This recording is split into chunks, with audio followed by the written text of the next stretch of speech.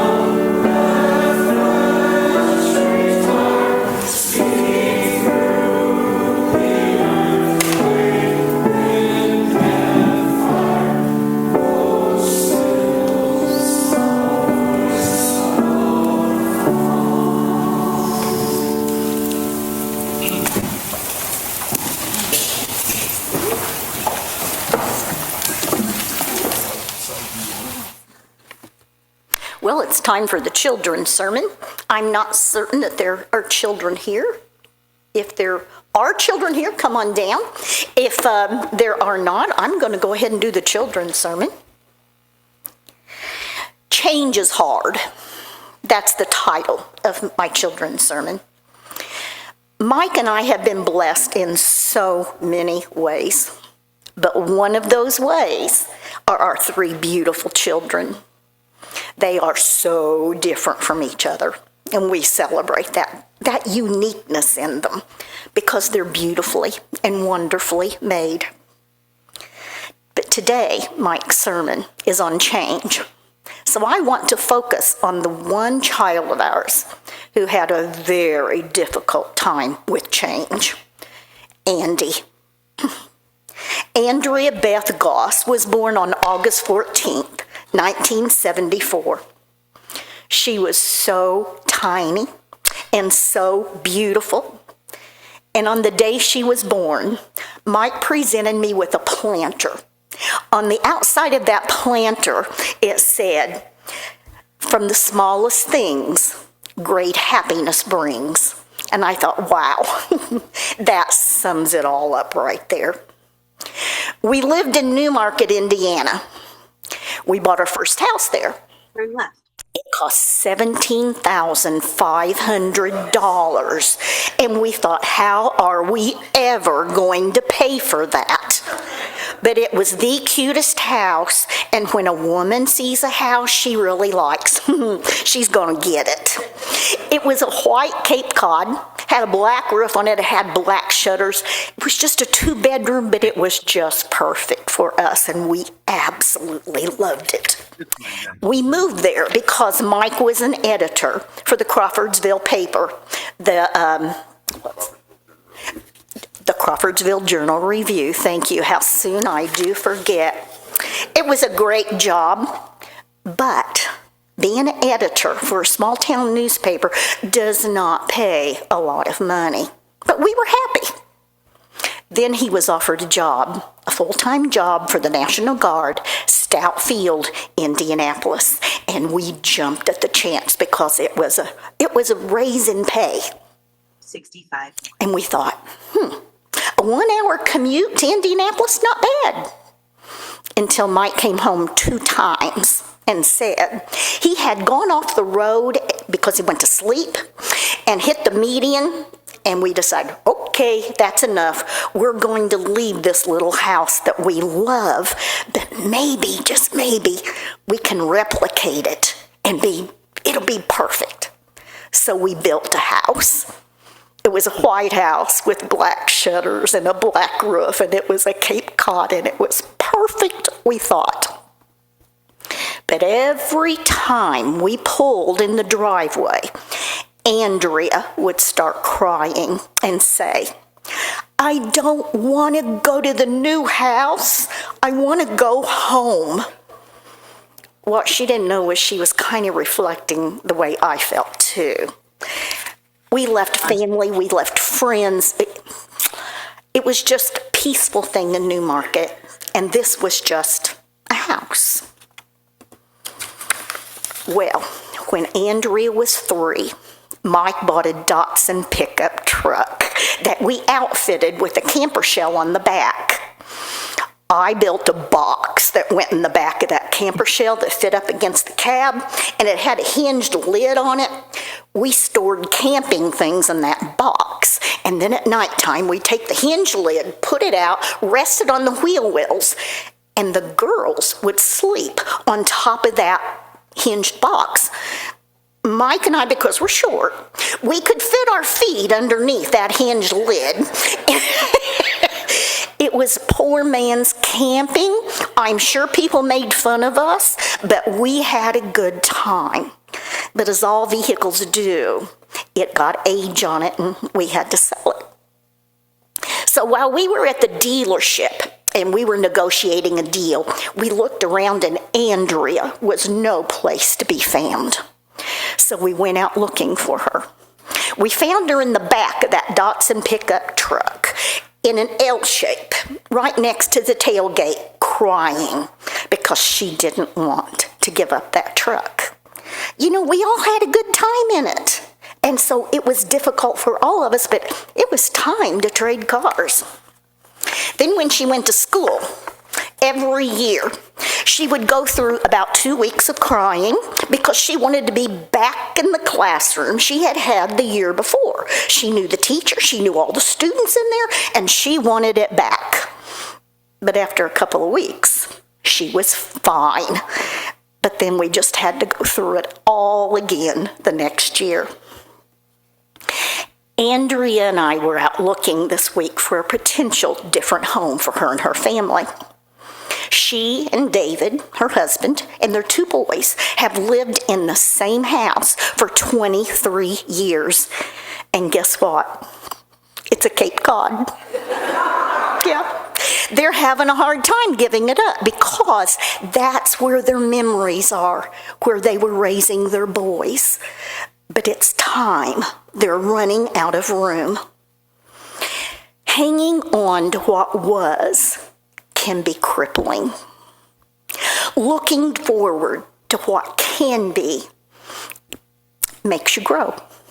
And I think Andrea, she's 52 years old now, I think she has learned to deal a little bit better with change. It's still difficult, but she knows this is what they probably need to do. May we all look forward to change with expectancy and celebration. Start with the people on Zoom. Is there somebody on Zoom who has an announcement they'd like to make?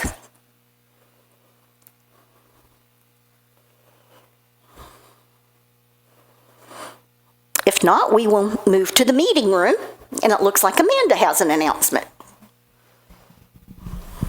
Hello, I'm Amanda, and if you didn't know, Fairfield has a choir that we had a long time ago, before COVID, as so many things were. And we've started it again for the bicentennial in September. This week, we have practice as usual on Wednesday at 7. The following week, August the 5th, we will not, because they have been benevolent and decided that my first day of school with children, it's okay if we don't have choir that same day as well, because I'll probably be dead anyway, emotionally, all the things. So we will not meet August 5th. If you were thinking of popping in and checking out the choir at any point, just don't come that week. But all the other Wednesdays at 7 through the bicentennial, feel free. So anyway, and I will pass it to Ann. Get me over with real quick here. Ann Tarvin from M&C. I just want to thank everybody that replied to the survey that I've been bugging you about for some weeks now. The answers were helpful. We'll be going over and over them. The search committee has them. There are themes that are emerging, and that's a good thing, because that means we're sort of unified at least. And I want to thank everybody that showed up for our brunch stretching session this morning, and I want to thank Sean for leading it. I think that it was also very beneficial, and it didn't really duplicate what was on the survey. So we know a lot more about what we're looking for and what we want and how we're feeling. So that's very helpful to the search committee, I'm sure.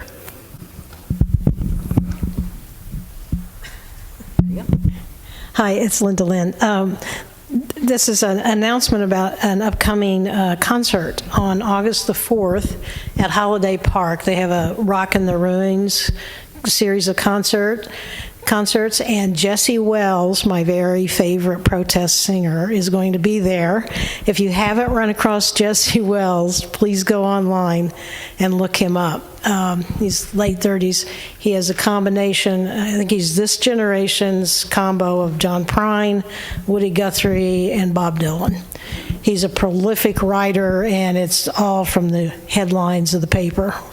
I don't know how many songs he writes in a month, but it's a lot. And so I just want to pass that on. You can go online, Rock in the Ruins, I think, .com or something. It's August the 4th, yeah. So if you need to soothe your soul with a little protest music, he's your man.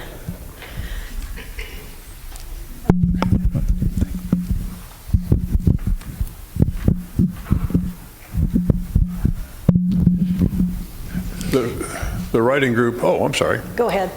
The writing group has been meeting now for 20 or 30 years. It feels like, I think it's about 10.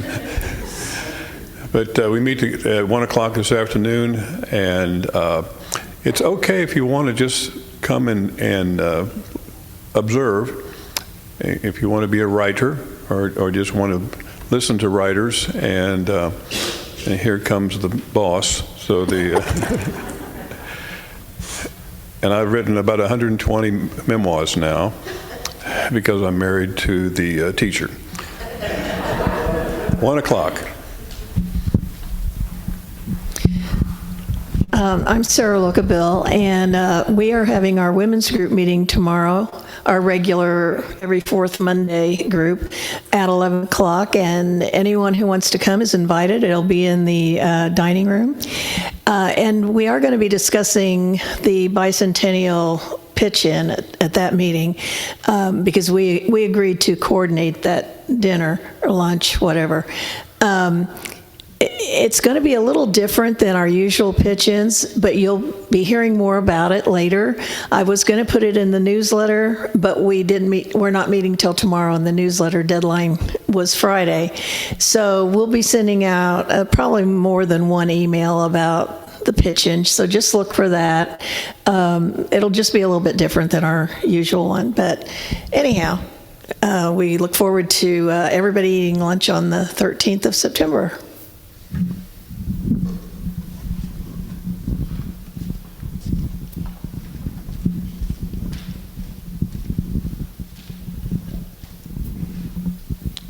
Hi, this is Sue Walton, and let me think about the bicentennial and the fact that we meet again instead of on the first Wednesday, because we were trying to be nice to the choral.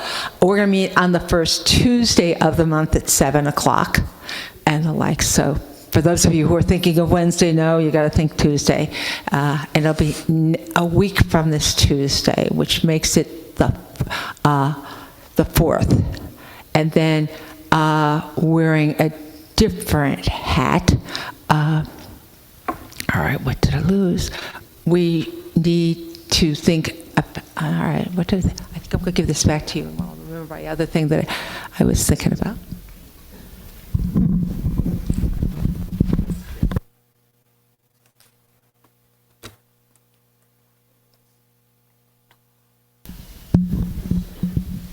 Hi, this is Josiah Hostetler. I have one announcement about our Quaker Connect mentor, Evelyn Jaden, will be coming to think with us about how we are connecting both inside the meeting and outside with our community. And we have a couple opportunities for you to provide input to her. One of those will be this coming Friday, the 31st, and we'll be at 5 p.m. here at the Meeting House. We'll have a little light dinner for you, and we'll have a chat with her. And then on Sunday during chat room at 9:30 will be the second opportunity. An announcement will go out to the meeting about that. And then also from Peace and Social Justice, we've set a date for the fall hike. So that will be October 3rd. We don't know where we're having it yet, but we'll let you all know.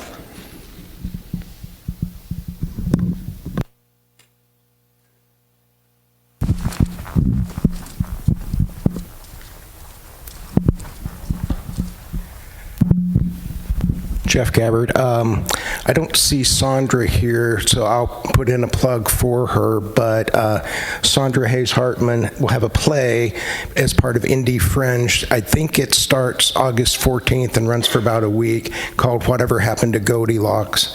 And with everything going on with Charles, I'm sure she'd love to see a lot of us there to see her play. So.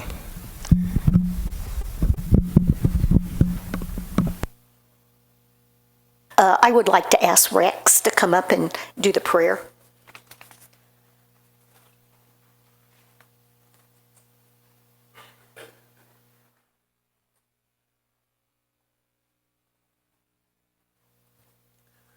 Let's spend a few moments in quietness and lift up those concerns that have been spoken about, and also the families and people in the bulletin.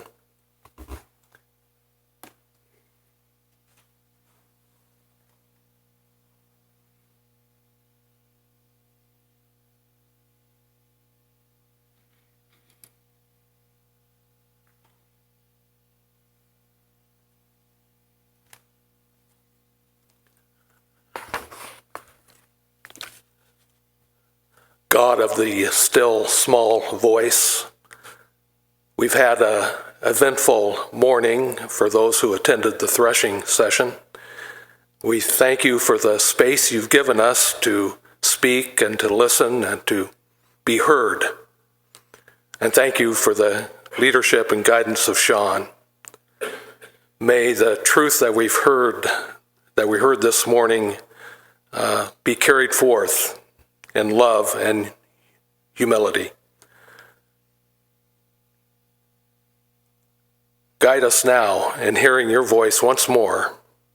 in this worship service, to walk together in peace, and to let your light shine in our words and actions.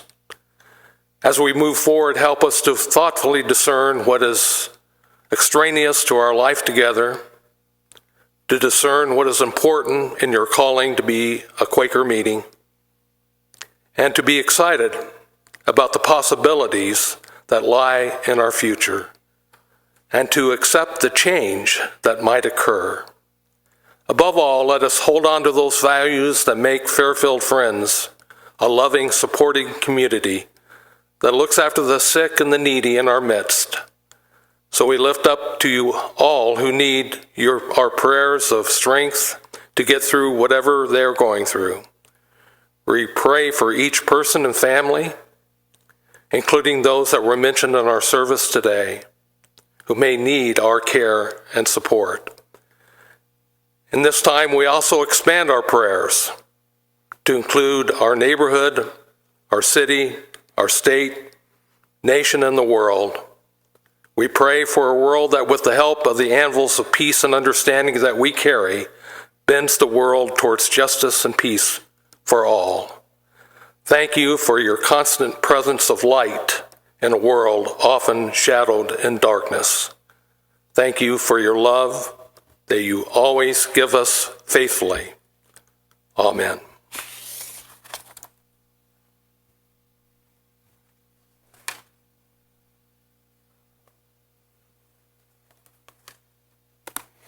Good morning.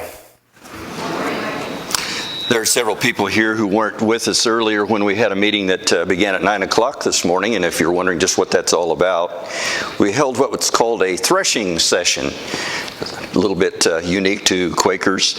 And for those of you who might not know, our pastor of 27 years is retiring at the end of this year. So the purpose of that meeting was for everyone involved with the meeting to have a little say about what their expectations were for a new pastor, where we want to head, who we want to be, those kinds of things. So it was an excellent time together. I have a joy that I didn't share during the time that it was made available earlier today. In about 3 weeks, I'm going to be having a birthday, and I'll be 76 years old. No gifts, just cards. I'll be 76 years old, and that's a joy because I have 76 years to look back on with joy. Such blessings. Rita's already mentioned it, but the wonderful children we have, the grandchildren, and now a great-grandson that I shared with you a few weeks ago. There have just been so many things to look back on that make it so well worthwhile to be celebrating that day and to call it a joy. But you know what? I also have a concern that I didn't share during the time that we were given the opportunity a while ago, and my concern is that in about 3 weeks, I will be 76 years old. 76? I don't know where the time went. I'm not sure exactly what to look forward to. You know, when I look backward, there are all those years to think about, all of those occasions to remember, all of those people who've made my life so special, not because of me, but because of the people who have surrounded me. When I look forward, I'm thinking, oh my gosh, more aches and pains and more deterioration of my health and my mental capacities and so on. And well, remember when you were a kid and you were always looking forward? I'm 6.5 years old. I can't wait to be 7. I can't wait to get to high school. I can't wait to get my driver's license. I can't wait to get married. And I'm 76 and I'm not sure what I'm looking forward to, but I hope I have some things to look forward to. But, you know, people come and they talk to us about maybe we're replacing some appliances or something like that, and they start talking to us about warranties. And Rita says, we don't need no stinking warranties. We'll be dead when the new washer dies too. You know, it's real easy sometimes, especially when we get older, to always be looking back. Rita's mother is in an assisted living facility down in Greencastle, and she's 96 years old. Not so much her mother, but all of the other residents, when we go to visit or we eat lunch with Margaret or things like that, they're always talking about back when. Back when I taught school. Back when Jim was alive. Back before I broke my hip. It's all about the past. And I understand. I'm guilty of it too. I don't know about you, but sometimes I wish I was 16 again. Or that I started working for myself earlier instead of in a corporate setting. Or when I still weighed 160 pounds. We all spend some time looking in a rearview mirror, and that's okay. Anybody here remember when gas was 30 cents a gallon? I worked at a gas station in college, and that's what it was, 30 cents a gallon. Anybody here remember when burgers were a quarter? I do. Some of you young people are thinking, oh, what's that old man talking about? You know? Remember when businesses answered their phones instead of asking you to press 1 for this, 2 for that, 3 for something else? And when you chose one, you got a recording anyway, so. Did you ever wish your children were young again? So you could spend just one day with them as babies or as toddlers? Did you ever wish you could talk to that loved one again? Tell them how things are going? See if they'd still be proud of you? Do you remember the earlier days at Fairfield when there were plenty of young families and children every single Sunday? Can you picture a Christmas service or a wedding or some other special occasion in the 1826 meeting house that isn't there anymore? What about the faces and the voices of the people who taught you what it really means to be a Quaker? But they passed on. It can be very comforting to reminisce. And it's important to remember history and traditions. And we all look forward to celebrating our 200th anniversary as a meeting. But listen to this Bible passage from Isaiah chapter 43, where God is speaking to his people, the Israelites, where he says, forget the former things, don't dwell on the past. See, I'm doing a new thing. It's springing up now. Don't you see it? I'm making a way in the wilderness and streams in the desert. Forget the past? Wait a minute. We love talking about our Quaker traditions and our history and the wonderful things that our ancestors did. And we're proud of the 200 years that our meeting has been here. Forget it? Well, I need to give you a little context. When he says, forget the past, he's talking to his people, yes, the Israelites, and he's talking to them when they have been conquered and transported from their homeland to Babylon. They're under foreign rule, under someone else's thumb, facing displacement and cultural assimilation and the loss of their identity. And the future looks bleak, and everything seems to be on a downhill slide. And what would you guess they're looking for? Let's go back. Can't we go back? Please, can we go back? You've heard that story before when they left Egypt. Can we please go back? They'd been slaves in Egypt, but we want to go back. Just as they were driven out of Egypt, God's people wanted to go back. I think they even had little hats that said MIGA, M-I-G-A, make Israel great again. Isaiah's message from God, however, was this: forget that past. You're seeing it through a distorted mirror. What you want to bring back or hold on to had its problems too. More importantly, there are good things coming that you can't even see yet. See, I'm doing a new thing. It's springing up even now. Don't you see it? I'm making a way in the wilderness and streams in the desert. But it was difficult for them to envision something good in the condition that they were at that point. It can be scary to look ahead. You know what? Phil won't be here at some point. Will people still come? Most of us are grandmas and grandpas. Will there be any young people coming to replace us? The Israelites wouldn't believe it, but the Greek King Cyrus freed them from their captivity and allowed them to return to Jerusalem, where they rebuilt the temple that had been destroyed and the walls of the city, and good things did happen even though they never expected it.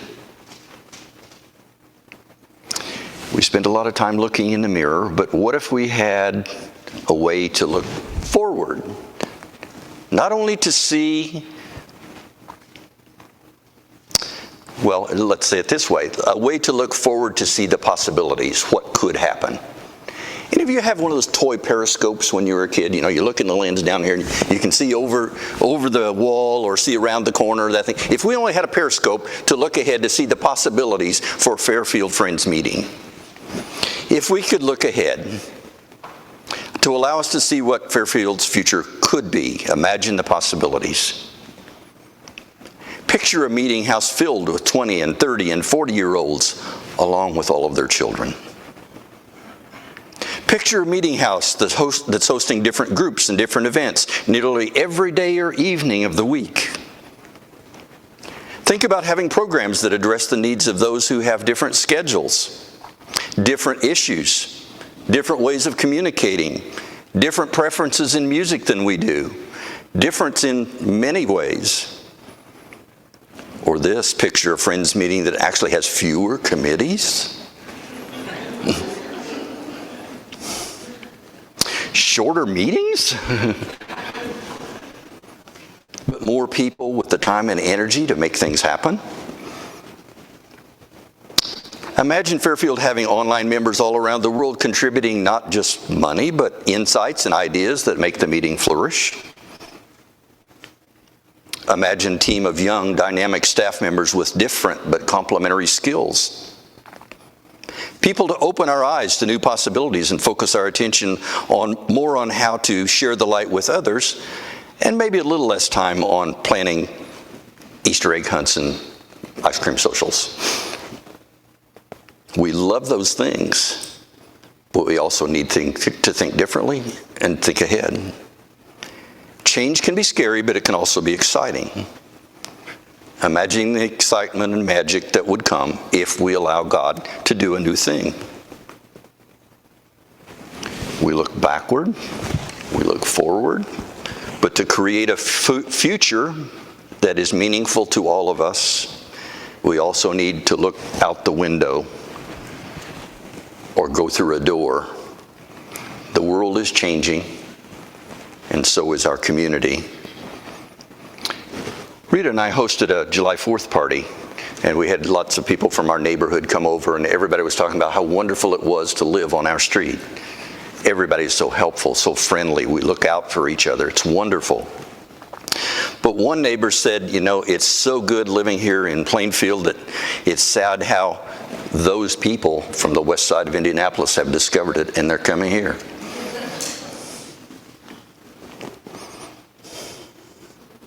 They're moving into our neighborhood. Those people aren't just from the west side of Indianapolis. Have you noticed how many people from Spanish-speaking countries in the Middle East and Africa are shopping in Plainfield? And they aren't all coming here physically. They're joining us on the internet and reading Phil's posts and learning about us on our website. And we can stay inside these walls and pray that things stay the same or go back to what they once were. Or we can welcome not only strangers, but change. Serious change in our meeting in order to welcome others into the light. We might be nervous about what will happen to Fairfield and to us if these people start to influence how we do things. Or we can truly embrace diversity like we say we do and not expect people to become completely like us.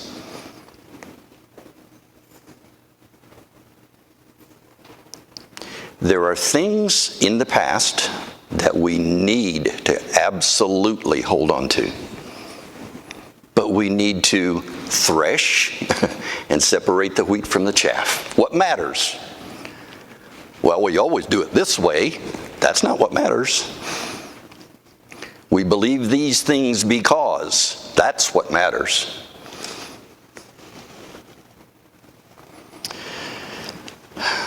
Let's celebrate our bicentennial. Let's celebrate our history. Let's hang on to the things that really matter. But let's remember that Fairfield and Quakerism have survived so long, not only because of who we are and what we believe and how we practice our faith, but because we have evolved, as was said in the meeting this morning. We've changed. We don't wear funny hats like the guy in the Quaker Oats box anymore. We no longer put men and women on different sides of the meeting house for meetings of business. We no longer own slaves like early American Quakers did before they saw the light. We're no longer mainly farmers living within a few miles of this meeting house. Let's find ways to truly welcome new people, new ideas, and new ways to share Quakerism with those around us. Somebody said in the meeting this morning, I hate that word marketing. I hate thinking of us as marketing ourselves, but we have something wonderful to share, and we have new opportunities to do it. Let's not say, that'll never work. Let's say, how can we make this work?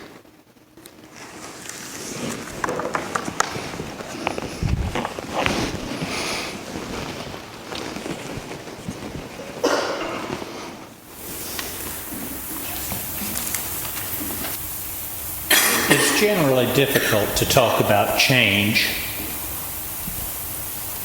When you ask people to think about change, generally what they do is look around themselves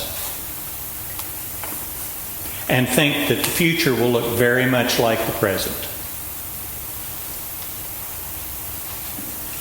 Look around. Most likely, what you envision as change involves people that look very much like you, just fewer wrinkles, less gray hair. But what about really different? We've had musical programs here. It generally involves Tim Grimm or other performers very much like him. But what about in the future, we have a rap concert as part of what we do, not just to be different, but because it's who we've become. Maybe Fairfield can have a wheelchair basketball team.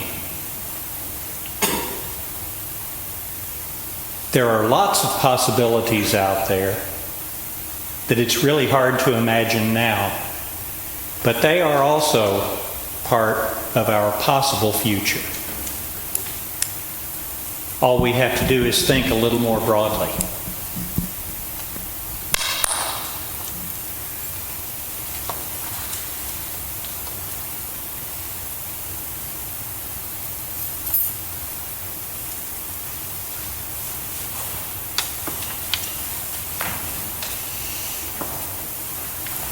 I don't remember exactly how long Mike and I have been coming here to meeting, but I do know when we first started coming here, I had red hair.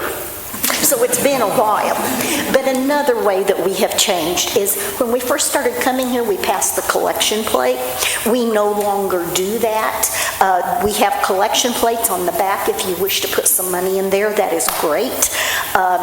Or you can pay, contribute online. There are different ways you can do it. So just wanted to mention that.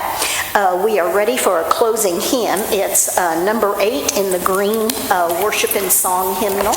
And while we're doing that, if we could have a couple volunteers to come up and gather food for QNOT and other places. Thank you.